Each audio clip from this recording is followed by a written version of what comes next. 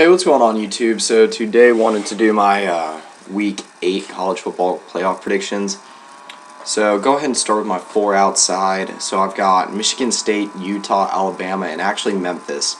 So I know Memphis is pretty far outside the top 8 right now, but I think as it stands, with the way the schedule is looking into the future, I think that Memphis is a team that can definitely, or if they go undefeated, they could definitely be in the, the title pick, the college football playoff contention picture.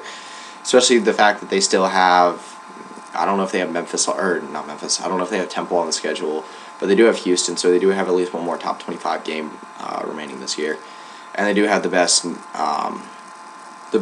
Power 5 win out of all the Group 5 teams. So, go ahead and move on to my actual playoff. So, I've got Clemson, LSU, Baylor, and Ohio State from 4-1.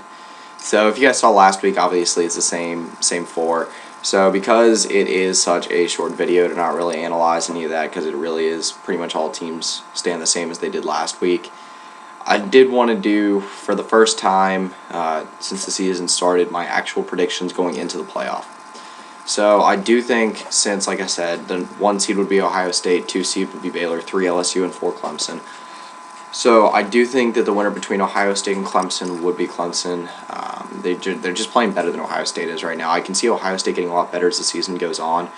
But if you guys are familiar with Ohio State history, they've been AP number 1. I believe it's 8 times in history they've never won the national championship, when being ranked AP number 1 to start the season. I think that trend will continue. I do think that they are a very good team, still as it stands the best in the country. But I do think that in a matchup with Clemson in the college football playoff, they would probably lose. Deshaun Watson just seems to have something in his blood that just wins.